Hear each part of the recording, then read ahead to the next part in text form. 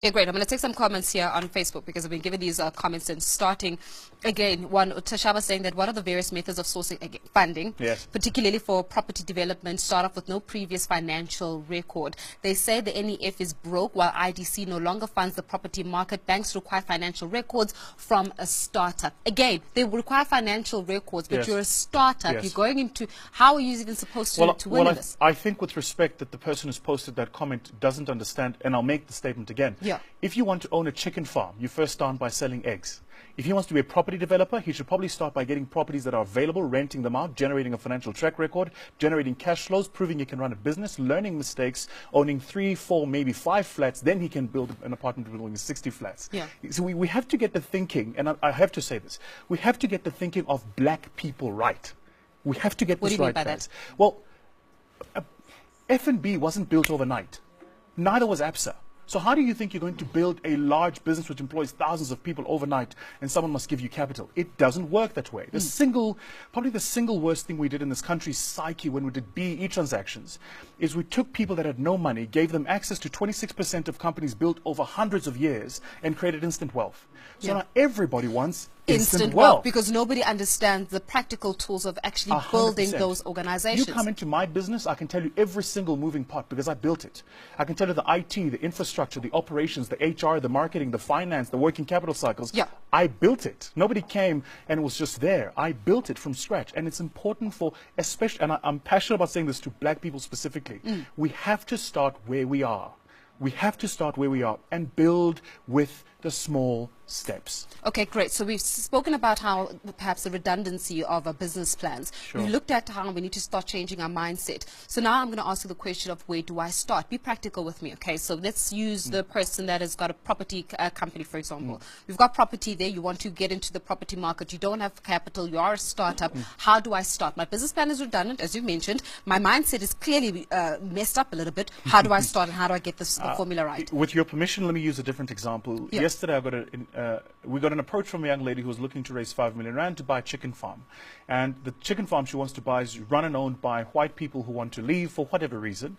And she's saying, I want to buy the chicken farm. So I went back to her and I said, what proof have you got of the financial track record of that business? 1, 2, and have you ever run a farm of any type? The answer was no. So this is what I said to her. I said to her, I will give you 50,000 rand to go and buy eggs at a Pick n Pay. Just go to Pick n Pay and buy some eggs.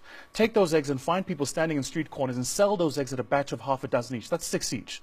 So at a batch of half a dozen each, you can probably take that 50,000, turn it into 75. Yeah. You will do this cycle iteratively until you move it from 50,000 rand to 500,000. Once you've proven to me you can retail eggs, then I might think about getting you into a supply relationship with somebody who creates the eggs so you can buy at a lower cost and keep retailing. Let's start you first on the front end. Once you've gotten to 1, maybe 2 million retailing eggs, knowing who the customers are that buy the eggs, then I might think about buying you a chicken farm, because by the time you have the chickens and they give you the eggs, you now understand how the entire cycle works. But I'm not going to give you 3 million rand to buy a farm and buildings and put eggs in it and chickens and then sit and wait for some miracle to happen. And then what about people that are watching the show right now and thinking, no, but why are you not doing this? It's all about radical economic transformation. What's your stance on that? Radical economic... What?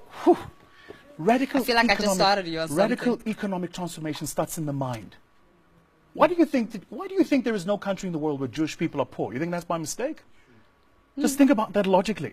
Why do you think even in our own communities, Indians specifically, Asian Indians who are Muslim, are phenomenal business people? You think that's by mistake? No, it's because the grandfather started with a dry cleaner. When the grandfather passed, he left the dry cleaner to the father, who created a fast food and the dry cleaner. The father leaves the fast food and the dry cleaner with the son, who then creates a hardware store. By the time you go to the township, they've got the entire block and they run it. We have to start as black people by understanding you're not going to get a Range Rover tomorrow. Yeah. Start where you are. Do what you have to do so you can do what you want to do. And let's celebrate each other's success. And I mean real successes. Not the stuff that comes out of the paper, so-and-so's bought this car, so-and-so's at this event. No.